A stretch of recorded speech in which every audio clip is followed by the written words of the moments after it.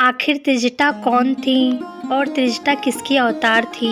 रामायण में जब भी राक्षसों की बात आती है तब ऐसे राक्षस की बात भी आती है जो स्वभाव से काफी विनम्र थे। उनका शरीर भले ही राक्षस का हो लेकिन उनका प्रवृत्ति और व्यवहार बिल्कुल किसी देवता जैसे ही था। हम बात कर रहे हैं त्रिजटा की, जिसने माता सीता के हृदय में अपनी एक अलग ही छवि बना ली थी। माता सीता जिन्हें हम खुद माता कहते हैं, वो माता सीता भी स्वयं त्रिजटा को अपनी माता कहकर पुकारा करती थीं। जब माता सीता लंका में थीं तो अशोक वाटिका में उनका ध्यान त्रिजटा ने ही रखा था। त्रिजटा को एक खास राक्षसी इसलिए कहा जाता है कि उन्होंने स्वयं देवी सीता जी, जो कि स्वयं लक्ष्मी जी की अवतार थीं, उन्हें उनकी सेवा करने का सौभाग्य प्राप्त हुआ था। दरअसल त्रिजटा रावण की एक खास राक्षसी दासी थी, जिसको स्वयं माता सीता का अशोक वाटिका में रख रखाव करने के लिए नियुक्त किया गया था। लेकिन दोस्तों, क्या आपके मन में सवाल उठ रहा है कि त्रिजटा कौन थी, जिसके बारे में हमें कोई भी जानकारी नहीं प्राप्त है, रामायण में भी कम जिक्र मिलता है?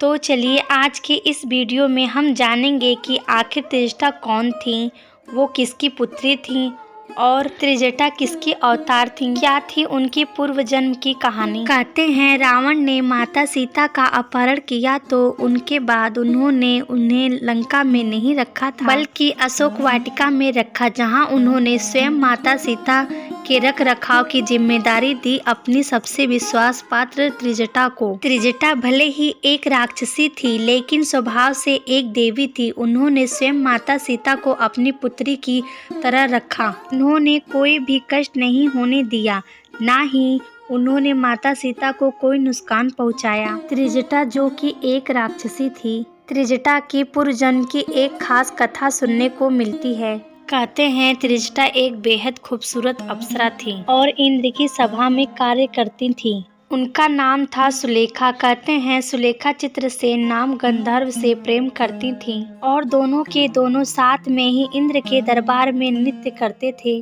और सभी का मन बहलाया करते थे। एक दिन नृत्य करते करते सुलेखा को आश्वासन हुआ कि वह चित्रसेन से बिछड़ने वाली है, इसलिए वो रोने लगी। तभी सभा में उपस्थित नारद मुनि जी उनके पास आए और उन्हें कहा, सुलेखा तुम्हें रोने की कोई आवश्यकता नहीं है, क्योंकि भविष्य में जो होगा उससे तुम्हारा ही भला होगा। ऐसे में सुलेखा ने चिंतित मन से पूछा, हे नारद मुनि जी, आखिर में ऐसा क्या होने वाला है? मुनिवर, मेरा दिल बहुत ही अशांत होता जा रहा है, मुझे घबराहट हो रही है। तब नारद मुनि ने कहा, भविष्य की बातें वर्तमान में नहीं की जाती है, इसलिए तुम चिंता ना करो। इस बात पर सुलेखा के मन की चिंता और ज्यादा बढ़ गई।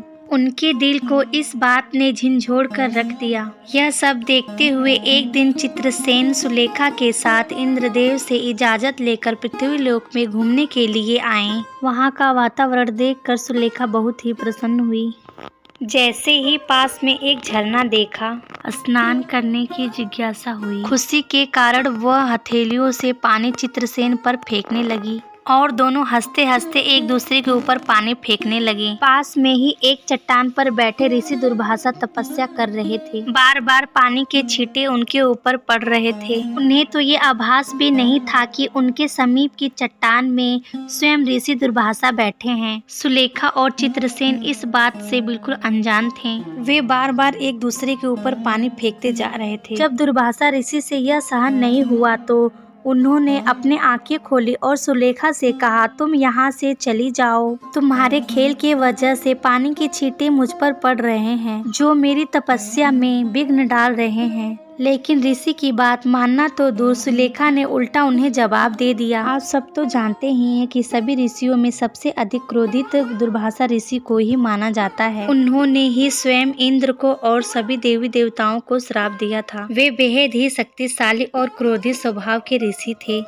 और उस तरह सुलेखा के वापस जवाब दे देने पर ऋषि दुर्वासा आग बबूला हो गए। यह देखकर ऋषि दुर्वासा को और भी ज्यादा क्रोध आ गया और उन्होंने सुलेखा को यह श्राप दिया कि तुम जल्द ही यह सुंदर शरीर त्याग दो। जिस तरह से तुमने मुझसे बात की है वो एक राक्षस की प्रवृत्ति होती है, इसीलिए तुम अगले जन्म में एक राक्षसी के रूप में जन्म लोगी और राक्षस कुल में पैदा होगी।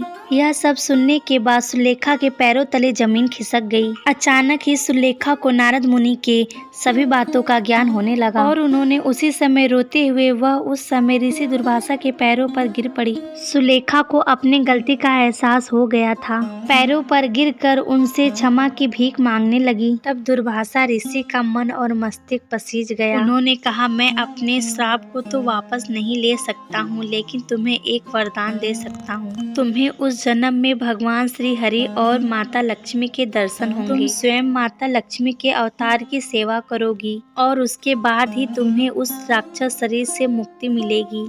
और कहते हैं कि ठीक वैसा ही हुआ। कई सारे पुराणों में वर्णन मिला है कि त्रिजटा को रावण की सौतेली बहन भी माना गया है। ऋषि दुर्वासा के श्राप और वरदान के कारण उनका अगला जन्म राक्षस कुल में हुआ। उसे माता सीता का सेवा करने का अवसर प्रदान किया। इतना ही नहीं, रावण वध के बाद जब माता सीता वापस श्री राम के पास आ रही थी, तब त्रिजटा ही माता सीता को अच्छे से सजा धजा कर वापस भेजी थी। प्रभु श्री राम से मिलने के बाद माता सीता ने श्री राम को स्वयं त्रिजटा के बारे में सारी बात बताई थी। प्रभु श्री राम ने और माता सीता ने त्रिजटा को कई सारे आशीर्वाद देकर धन्य धन कर दिया। फिर वापस से अयोध्या लौट आए। कहते हैं त्रिजटा कुछ दिनों तक लंका में रही, जहां वह स्वयं विभीषण की सेवा की और उसके बाद वह काशी के एक स्थान में आकर रहने लगी और फिर उन्होंने अपने शरीर को त्याग दिया। कहते हैं आज भी काशी में त्रिजटा माता की मंदिर बना हुआ है और इस तरह त्रिजटा का उद्धार हुआ, क्योंकि उन्होंने स्वयं माता सीता की सेवा की और प्रभु श्री राम को